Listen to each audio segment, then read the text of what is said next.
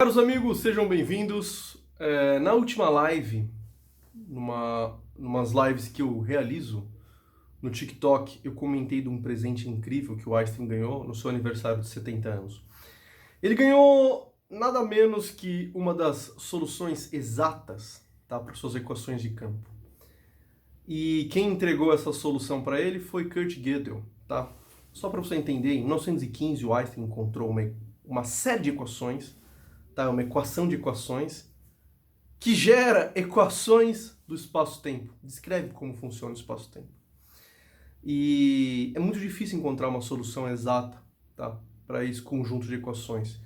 E o matemático Kurt Gödel, bem mais novo que o Einstein, talvez a única alegria que o Einstein tinha para ir trabalhar no alto dos seus 70 anos, no Instituto de Estudos Avançados de Princeton, tá? Ele entregou uma dessas soluções para o Einstein.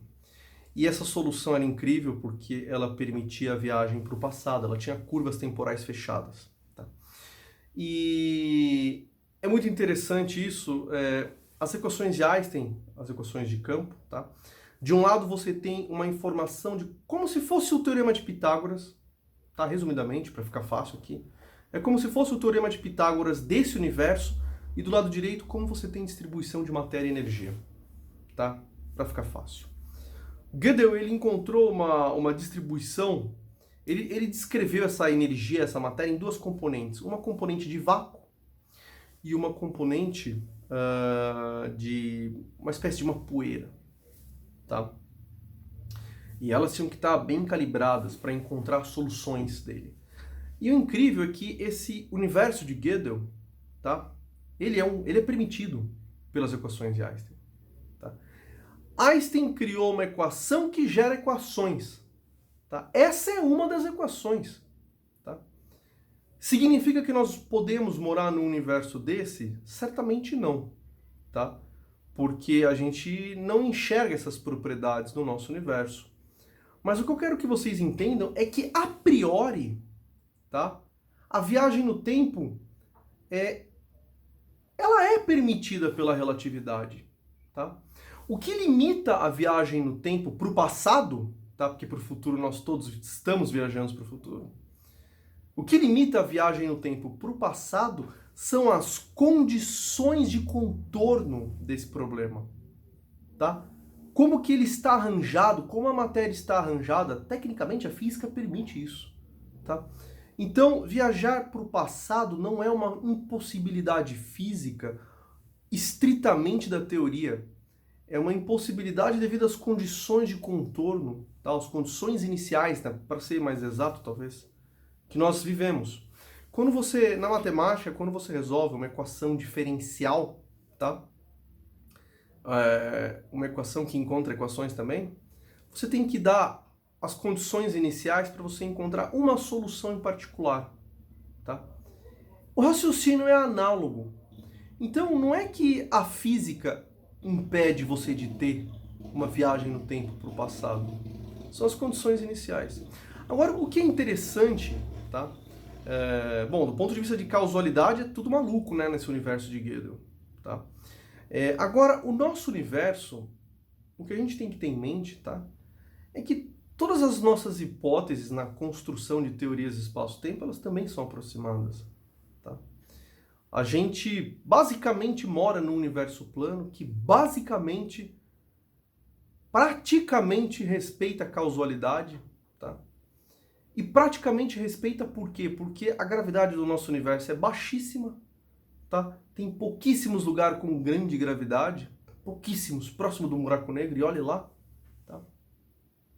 Então, no geral, isso significa que o princípio de Galileu vale, e você pode, a partir do princípio de Galileu, concluir que o universo precisa ter uma velocidade limite. E isso também impõe uma velocidade para a causalidade do universo. Tá? Mas veja, isso é uma conclusão das condições de contorno e condições iniciais também. Agora, voltando o universo para trás, tá?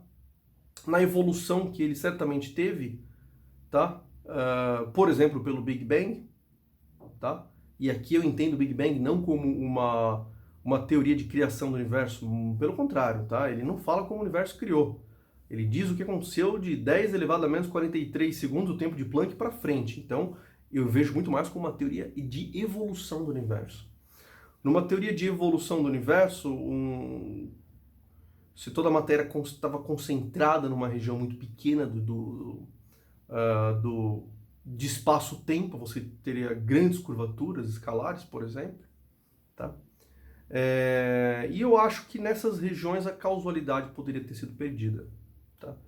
Então é interessante, veja só, nós certamente não vivemos numa solução exata do universo de Gödel, mas também nós não vivemos numa solução exata de nenhum outro universo, é tudo muito aproximado. Tá? Até o nosso espaço-tempo mais afastado de tudo também não é um espaço-tempo de Lorentz, tá? Ele é aproximadamente de Lorentz. A perfeição só existe na matemática. Então, quem sabe, tá? Se em algum momento da evolução do universo, quando houve muita dinâmica, muita energia que foi descarregada, que estava armazenada em um campo, talvez o campo Inflaton, tá? Muita energia que estava em suspensão quando desceu para o universo, pode ter criado soluções que se assemelhassem, tá? Com a solução de Gödel. Tá? E nessa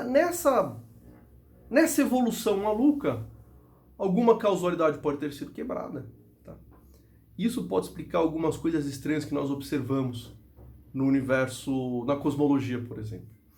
Mas eu queria então deixar essa mensagem para vocês, tá? Que a viagem para o passado, ela não é que ela é proibida pela física, tá? Ela é proibida na solução atual, nem é proibida, mas na solução atual do universo não faz muito sentido. Nós não temos uma gravidade muito extensa para observar isso, tá? Mas tenha em mente duas outras coisas também nesse vídeo aqui, que você consegue fazer pulsos analíticos viajarem para o passado, mesmo eles não carregam informação, tá?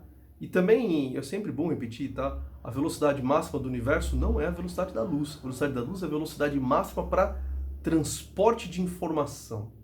Tá? O universo não tem uma velocidade limite. Ele só tem uma velocidade limite para a informação ou causalidade. Perfeito? Isso foi um resumo da última live e eu espero que vocês gostem.